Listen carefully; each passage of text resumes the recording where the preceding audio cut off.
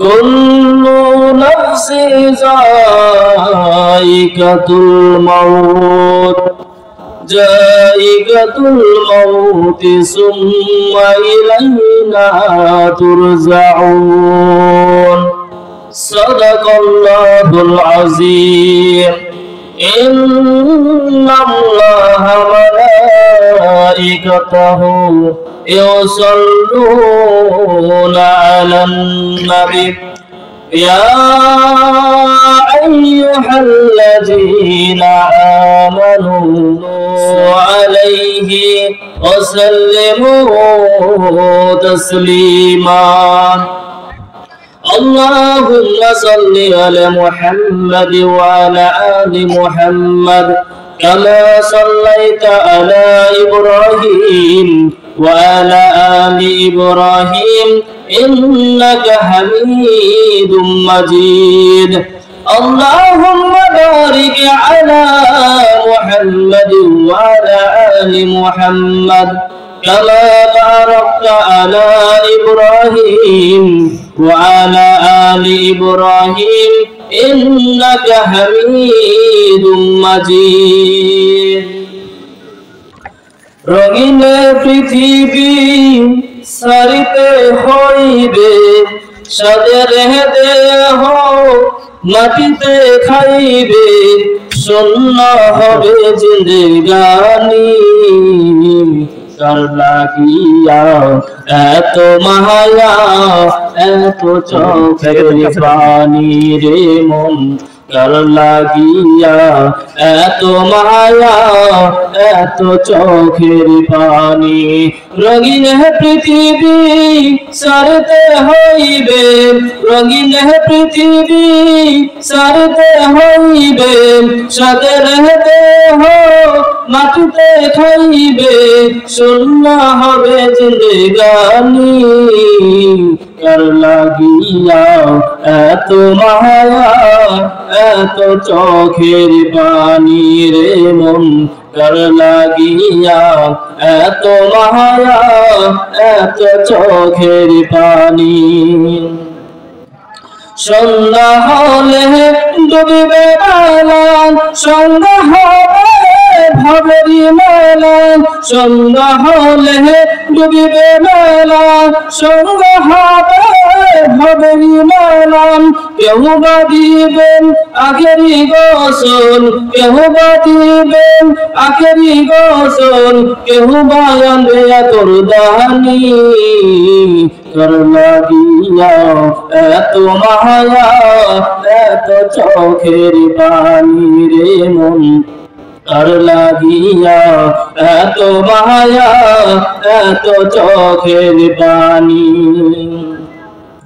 এত আশা বাসা তোমার নিমিষতে হবে যে চুরমার এত আশা বাসা তোমার নিমিষতে হবে যে চুরমার কেউ বা ডাকিবেন মামা করে কেউ বা ডাকিবেন মামা করে সারা তো দেবে না জননী কার লাগিয়া এত মায়া এত চোখের পানি রে মন কার লাগিয়া এত মায়া এত চোখের পানি লা ইলাহা জোরে লা ইলাহা ইল্লাল্লাহ লা ইলাহা যার দিলে আসে রে আল্লাহর ভয় যার দিলে আসে রে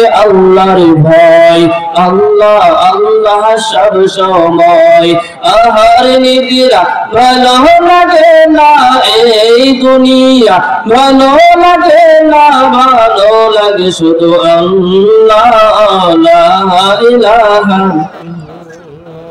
জোরে লা ইলাহা لا إله لا إله إلا الله محمد رسول الله صلى الله عليه وسلم الحمد لله আমরা শুকরিয়া আদায় করি সেই মহান আল্লাহ তাআলার দরবারে যে আল্লাহ রাব্বুল আলামিন আমাদেরকে বছরের একটা দিনে রহমতপুর ফুলতলা কবরস্থান এর এতিমখানা ময়দানে আয়োজিত আজকে তাফসীরুল কোরআন মাহফিলে আমাদেরকে আসার জন্য বসার জন্য তৌফিক দান করেছেন।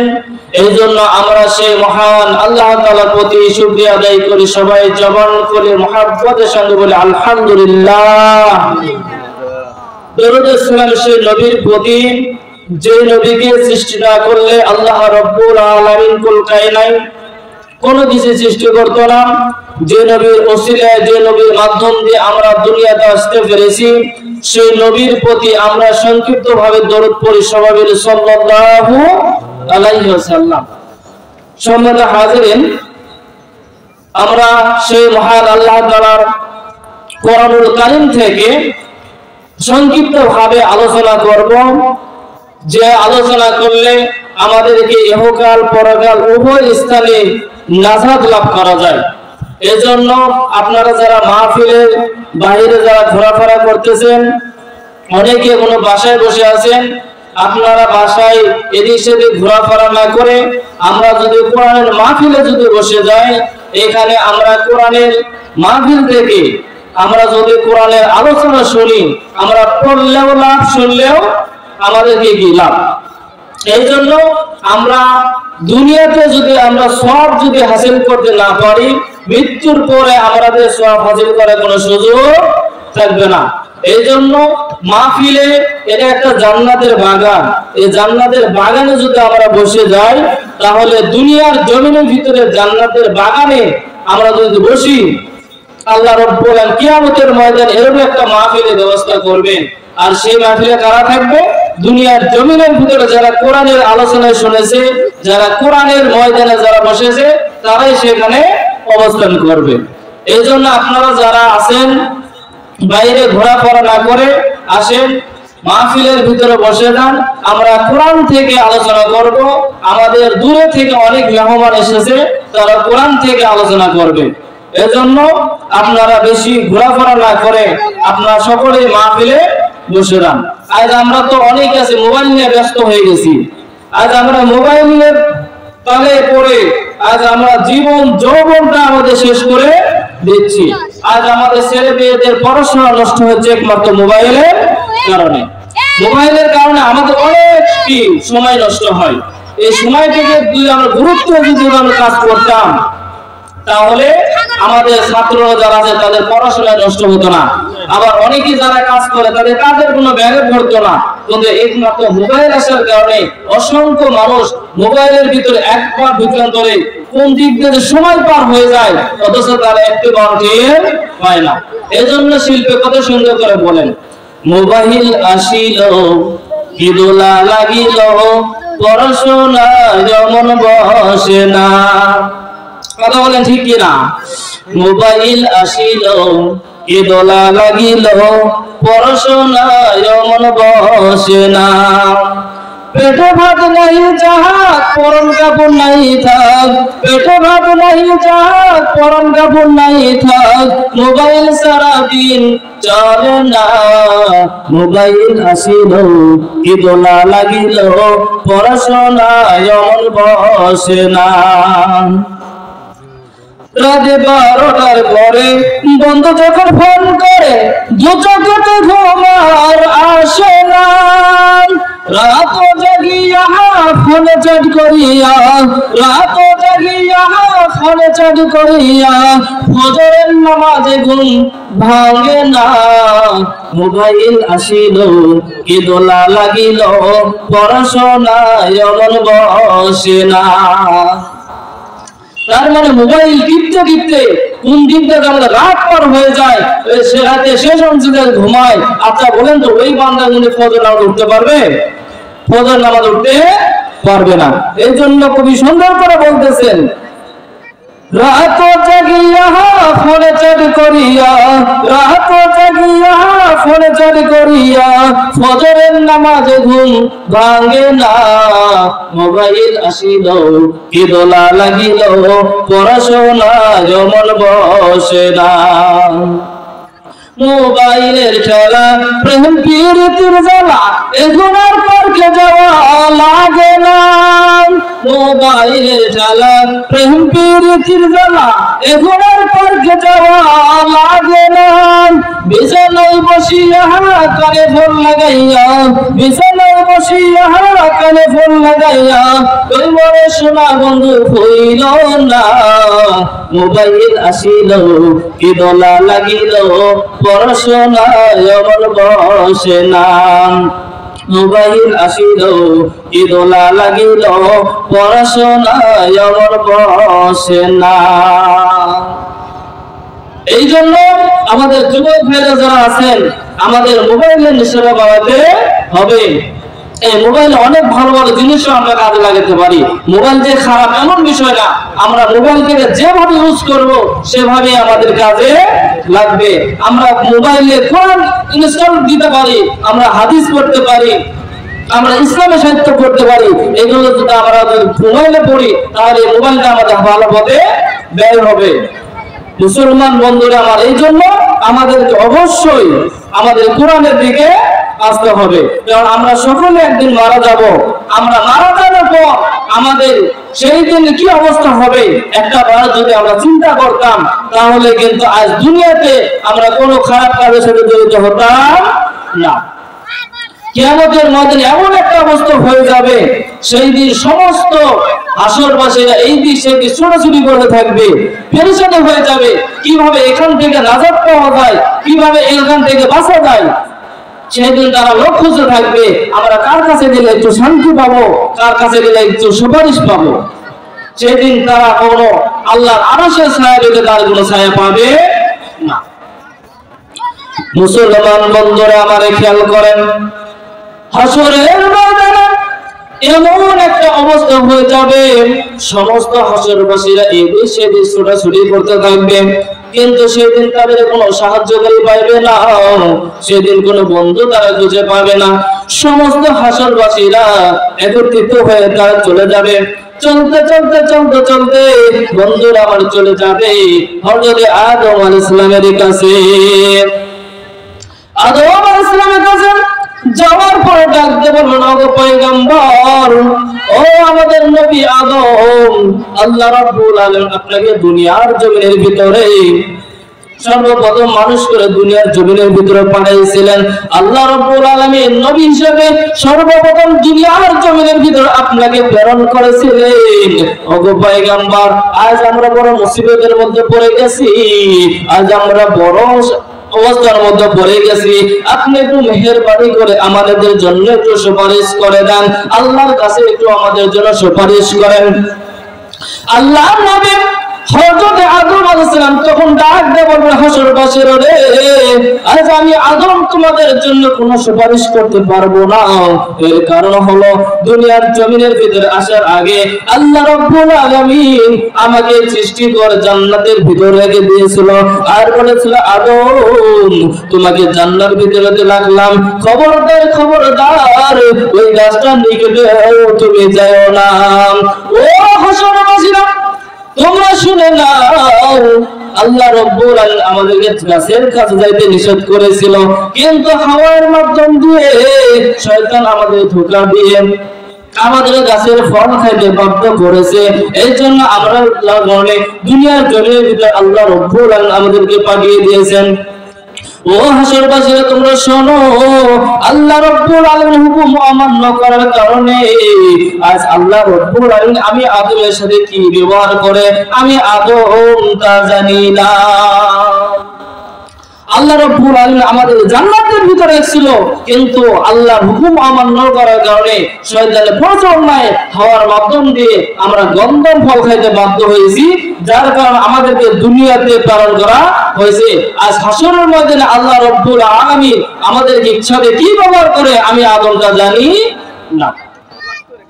হযরত আদম আলাইহিস সালাম তখন ডাক দিয়ে বলে, হাসরবাসীরা, আমি তোমাদের কোনো সাহায্য করতে পারবো না, আমি তোমাদের কোনো সহযোগিতা করতে পারবো না, তবে একটা সাজেশন আমি তোমাদেরকে দিতে পারি, তোমাদের একটা উপায় আমি বলে দিতে পারি, যাও যাও যাও তোমরা চলে যাও, তোমরা হযরত নূহ আলাইহিস সালামের কাছে চলে যাও। এবার সমস্ত হাসরবাসীরা এবার হযরত নূহ আলাইহিস সালামের কাছে চলে যাবে। হযরত নূহ আলাইহিস সালামের কাছে যাওয়ার পর এবার ডাক দিয়ে বলে, ও নূহ নবী, আজ আমরা তো হাসরের ময়দানে কত বড় বিপদের মধ্যে পড়ে গেছি, মেহেরবানি করে আপনি একটু আমাদের জন্য সাহায্য করে দেন, আপনি একটু আল্লাহর কাছে সুপারিশ করে দেন। এবার নূহ আলাইহিস সালাম ডাক দিয়ে বলল, হাসরবাসীরা, আমি নূহ আলাইহিস সালাম, আল্লাহ রাব্বুল আলামিন আমাকে দুনিয়ার জমিনের ভিতর নবী করে দুনিয়ার জমিনের ভিতর প্রেরণ করেছে, কিন্তু আমার সন্তান আল্লাহর হুকুম মানে নাই, আমার স্ত্রী আল্লাহর হুকুম মানে নাই। ও হাসরবাসীরা, আমি তোমাদের জন্য কোনো সাহায্য করতে পারবো না, কারণ আল্লাহ রাব্বুল আলামিন যদি বলে, নূহ রে, তোমার সন্তান কেন ঈমান আনলো না, এই কথা যদি আমাকে বলে, আমি নূহ কোনো উত্তর দিতে পারবো না। অতএব তোমরা চলে যাও সাইয়েদনা হযরত ইব্রাহিম আলাইহিস সালামের কাছে। এবার সমস্ত হাসরবাসীরা চলে যাবেন।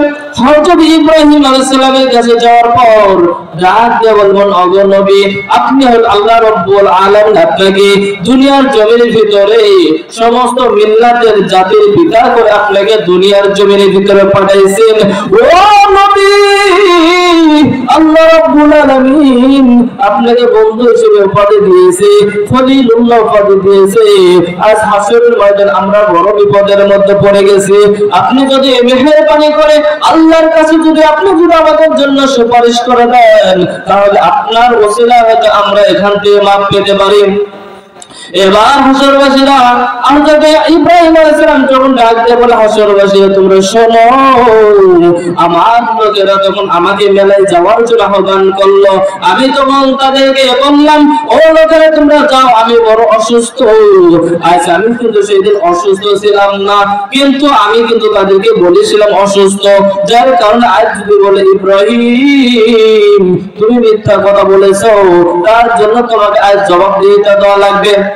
আপনারা মনে করেন না যে হযরত ইব্রাহিম আলাইহিস সালাম মিথ্যা কথা বলেছে, কারণ হযরত ইব্রাহিম আলাইহিস সালাম, কারণ কোথায় যে উপাসনা হয় সেখান থেকে মানুষ, আমরা নবী বা মুসলমানরা কিন্তু এমনিতে মানসিকভাবে অসুস্থ থাকে। কথা বলেন ঠিক কিনা?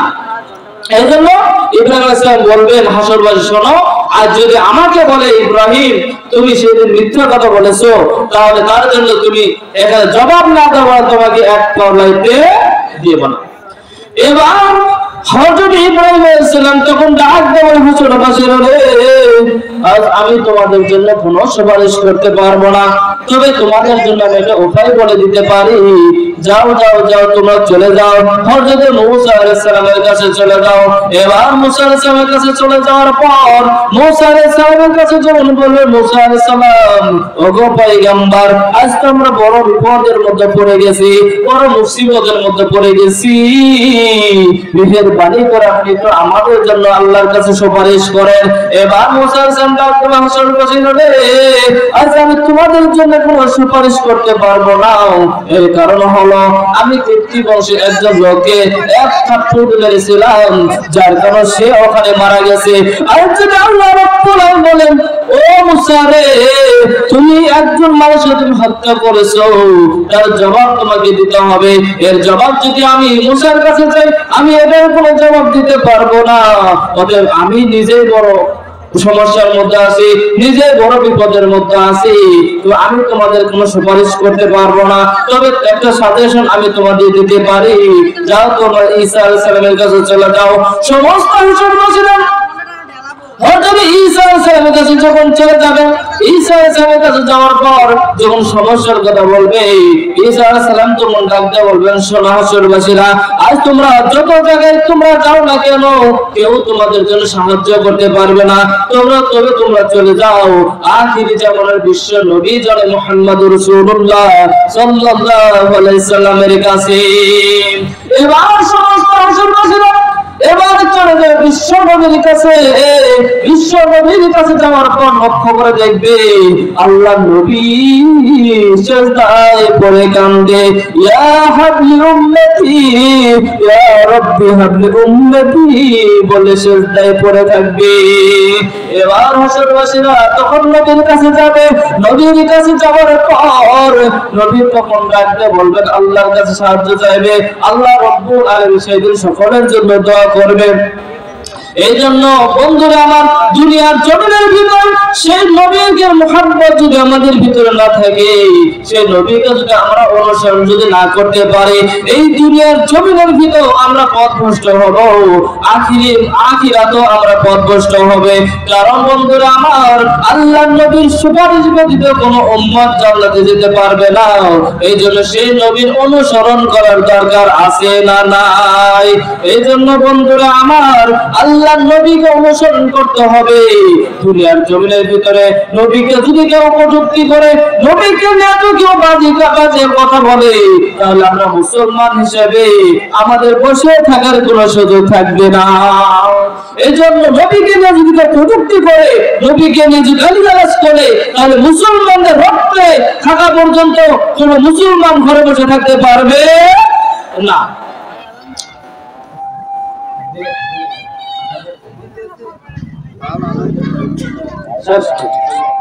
এই জন্য রাসূলকে আমাদেরকে অনুসরণ করতে হবে। আল্লাহ রাব্বুল আলামিন বলেন, যে ব্যক্তি রাসূলকে অনুসরণ করবে না সে আমার দলভুক্ত হবে। বলেন, যে ব্যক্তি নবীকে অনুসরণ করবে না আমি আল্লাহ রাব্বুল আলামিন তাকে ক্ষমা করব না।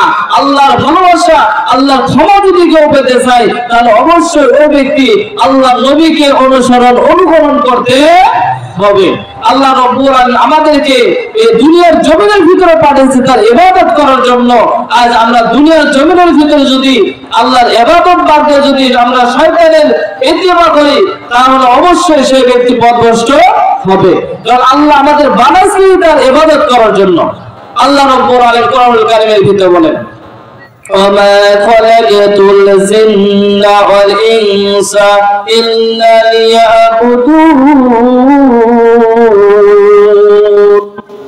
আল্লাহ রাব্বুল আলামিন বলেন, দুনিয়ার জমিনের ভিতরে আমি মানুষ এবং জিনদেরকে সৃষ্টি করেছি একমাত্র আমি আল্লাহর গোলামি করার জন্য, একমাত্র আমি আল্লাহর ইবাদত করার জন্য মানুষ এবং জিনদেরকে সৃষ্টি করেছি।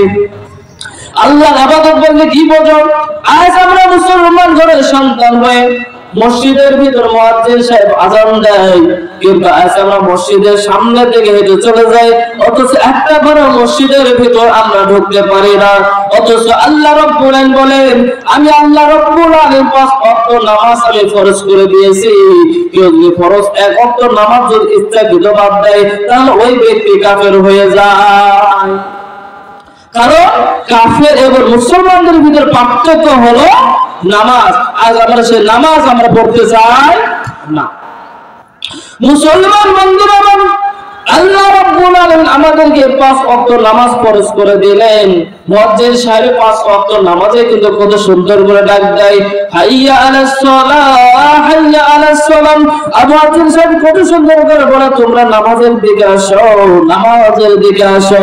এরপর বন্ধুরা আমার, মুয়াজ্জিন সাহেব কত সুন্দর করে বলে, হাইয়া আলাল ফালাহ, হাইয়া আলাল ফালাহ।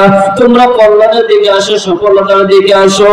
এই দুনিয়ার জমিনের ভিতরে আমরা সকলে কল্যাণ চাই, আমরা সকলে সফলতা চাই, কিন্তু সফলতা কোথায় গেলে পাওয়া যাবে, কল্যাণ কোথায় গেলে পাওয়া যাবে, এটা আমরা একটা বড় চিন্তা করি না।